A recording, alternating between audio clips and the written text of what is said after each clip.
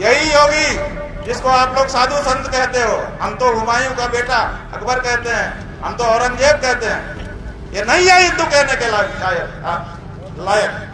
ये मंदिर तोड़ने का समर्थन करने वाला आदमी है। कोई धर्म के खिलाफ आचरण करता है, क्योंकि ऐसे तमाम कालनेमी होंगे जो धर्म की आड़ में सनातन धर्म को कमजोर करने की साजिश रच रहे हैं। हमें उनसे सावधान होना होगा।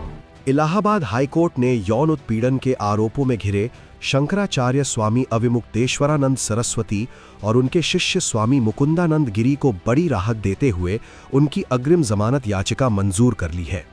न्यायमूर्ति जितेंद्र कुमार सिन्हा की एकल पीठ ने इस मामले में दोनों पक्षों की दलीलें सुनने के बाद फैसला सुनाया। अदालत ने स्पष्ट किया है कि फिलहाल दोनों की गिरफ्तारी नहीं होगी।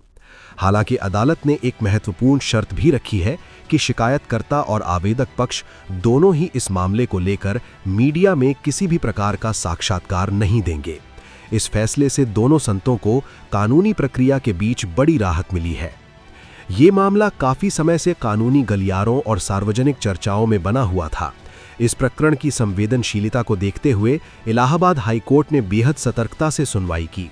गौरतलब है कि इस मामले में सुनवाई काफी पहले ही पूरी कर ली गई थी और अदालत ने सभी पक्षों की दलीलें सुनने के बाद 27 फरवरी को अपना फैसला सुरक्षित रख लिया था।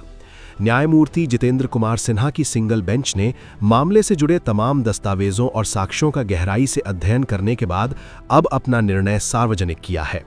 स्वामी अविमुक्तेश्वरानंद सरस्वती और उनके शिष्य स्वामी मुकुंदानंद गिरी ने गिरफ्तारी की आशंका के चलते हाईकोर्ट का दरवाजा खटखटाया था और अग्रिम जमानत की गुहार लगाई थी। अदालत ने अपने आदेश में जहां एक ओर दोनों को गिरफ्तारी से सुरक्षा प्रदान की है, वहीं दूसरी ओर कुछ कड़े प्रतिबंध भी लागू किए हैं। इनमें सबसे महत्वपूर्ण प्रतिबंध मीडिया में बयानबाजी को लेकर है। हाईकोर्ट ने स्पष्ट तौर पर आदेश दिया है कि शिकायतकर्ता और आवेदक दोनों ही इस मामले के गुण दोषों या कानूनी कार्यवाही पर मीडिया इंटरव्यू नहीं देंगे। न्यायाधीश का मानना है कि इस तरह की संवेदनशील मामलों में सार्वजनिक बयानबाजी जांच की निष्पक्षता को प्रभावित कर सकती है और समाज में अनावश्यक तनाव पैदा कर सकती है। ये प्रतिबंध इसलिए भी महत्वपूर्ण है क्योंकि आरोपी एक प्रतिष्ठित धार्मिक पद पर आसीन है और इस मामले ने व्यापक सामाजिक ध्यान आकर्षित किया है। कानूनी विशेषज्ञों के अनुसार अग्रिम जमानत मिलने का अर्थ ये कतई नहीं है कि आरोपियों को क्लीन चिट मिल गई है। ये केवल गिरफ्तारी के खिलाफ एक अंतरिम सुरक्षा है ताकि जांच के दौरान किसी की व्यक्तिगत स्वतंत्रता का अनावश्यक हनन न हो। मामले की कानूनी प्रक्रिया और जांच संबंधित एजेंसियों द्वारा बदस्तूर जारी रहेगी। पुलिस और जांच दल को अभी भी इस मामले में साक्ष्य जुटाने और गवाहों के बयान दर्ज करने का अधिकार है। यदि भविष्य में जांच के दौरान कोई नया मोड़ आता है या आरोपी जांच में सहयोग नहीं करते हैं तो कानूनी स्थितियां बदल सकती हैं।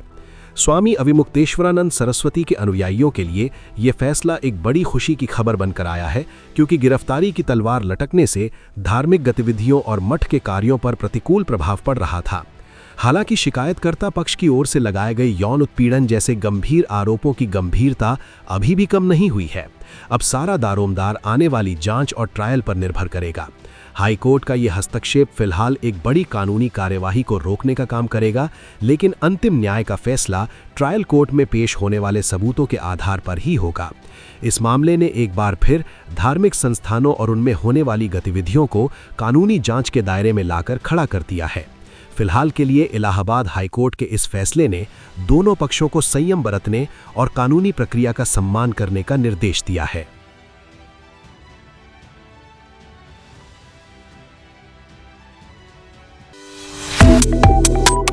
Subscribe to One India and never miss an update.